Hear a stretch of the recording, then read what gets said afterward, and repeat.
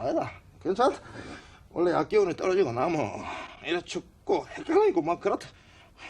무슨 약? 그 약은 바로 이거지. 요거 하나면 다 됩니다. 정부가 말한 이 대처 정말 최선인가요?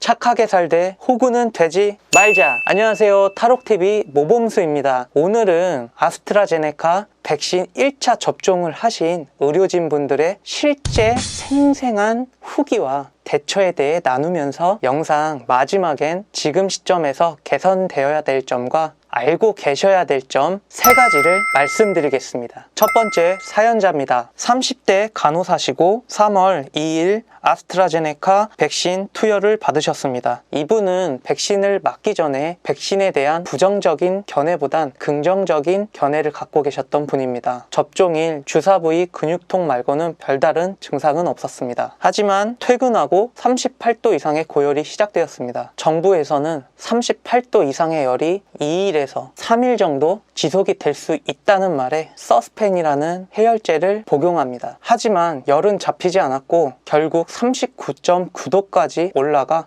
응급실에 실려가게 되었다고 합니다. 사연자분은 병원에 도착하여서 코로나 검사, 피 검사, 소변 검사 모두 음성이 나왔기 때문에 이 고열은 백신에 의한 고열이라고 생각하고 있습니다. 다행히 병원에서 수액 치료를 받고 다음날 정상적으로 퇴원하셨다고 합니다. 두 번째입니다. 역시 간호사시고요. 3월 3일 1시경 접종하셨습니다. 이분은 생리통이 겹쳐 접종 후 탁센이란 약의 복용 후여서 별 증상은 없었다고 합니다. 1시간 후에 약간의 가슴 두근거림과 열감이 있었다고 합니다. 저녁 9시경 잠든 후에 10시 반경 슬슬 추워지면서 1시간 간격으로 한기가 드는 느낌으로 인해 수면 취하기가 어려웠다고 합니다. 그 후 계속 열이 올라 숨쉬기 힘들 정도로 속이 미습거리기 시작하고 두통으로 인해 머리가 무거운 느낌이 심했다고 합니다. 다음 날이 되어서도 두통에 구토는 할 듯 말 듯 속은 계속 안 좋아졌고 배가 뒤틀리는 느낌이 약 5분간 지속됐다고 합니다. 5분 후에는 이 증상은 없어졌으며 평상시 생리통과는 다른 느낌이었다고 합니다. 세 번째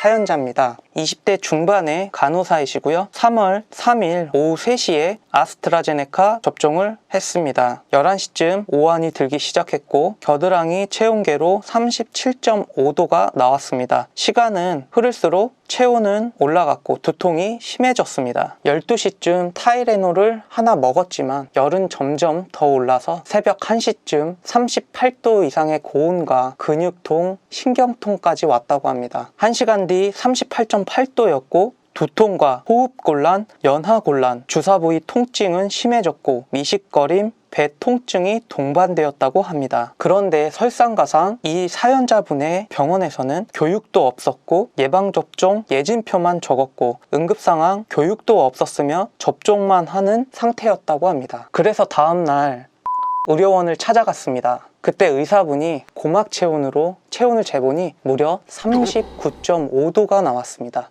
의사분께서 이것은 몸의 다른 부위에 염증이 있을 수도 있다. 이것은 엑스레이 내지는 피검사를 하여서 염증이 있는지 없는지 알아내야 된다. 하지만 이 병원은 코로나 전담 병원이기 때문에 엑스레이나 피검사를 할 수 없다. 119에 전화해서 치료 가능한 병원을 알려달라고 말씀하십니다. 그래서 사연자는 119에 전화를 하였더니 119에서는 보건소에 연락하라고 합니다. 그리하여 보건소로 연락을 하였더니 보건소에서는 이런 일이 처음이라.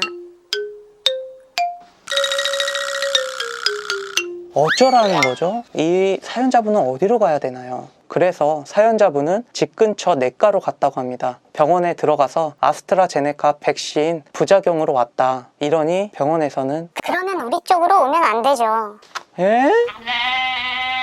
지금 보시면 접종 후에 응급체계가 전혀 잡히지 않았습니다. 지금 몇몇 사연자분들이 더 있지만 일단 대표적으로 이 3분만 추렸고요. 공통적으로 겪었던 증상은 고열, 근육통, 두통, 배 뒤틀림 등이 있었으며 대처는 대부분 해열제를 드셨고 해열제를 먹어도 증상이 호전되지 않거나 다른 증상이 나타나면 병원 응급실로 가서 수액 치료를 받았다고 합니다. 앞으로 일반 대상자로 접종을 진행할 텐데요. 지금 사연자분들은 보통 젊은 나이대의 분들입니다. 고령자나 기저질환을 가지고 계신 분들이 과연 이런 증상들을 견딜 수 있을까요? 저는 좀 걱정이 됩니다. 지금 이후에 접종을 계획하거나 접종 대상자 일반인 분들은 항상 해열제 계통의 타이레놀을 구비하여 주시기 바랍니다. 그러나 타이레놀로 열이 잡히지 않거나 다른 이상 반응이 나타난다면 즉시 병원 응급실로 가셔야 됩니다. 혹여 고열이 나거나 거동이 불편해지거나 너무 두통이 심해 쓰러질 수도 있다고 합니다. 그렇기에 접종을 하시고 혼자 계신 것보단 접종 후 2, 3일은 보호자와 같이 있기를 추천드립니다. 정부에서는 지금 백신을 무조건 맞으라고 권고하는 것보다는 이런 접종 후 가이드라인을 알기 쉽게 제공해 주셨으면 합니다. 지금 이 시점에서 개선되어야 될 3가지를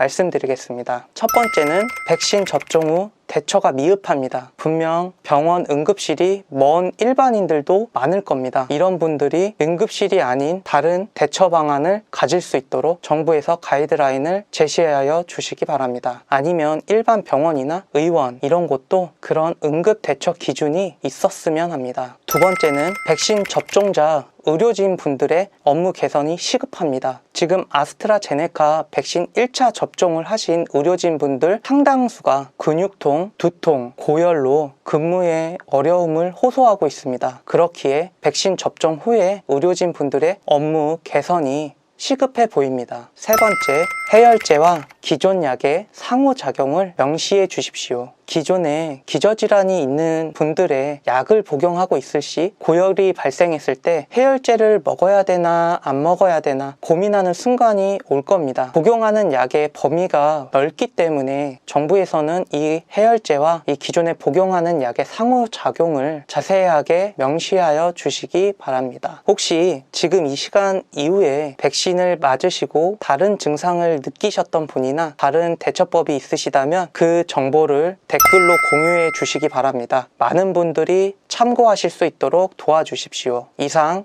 탈옥TV 모범수였습니다. 감사합니다.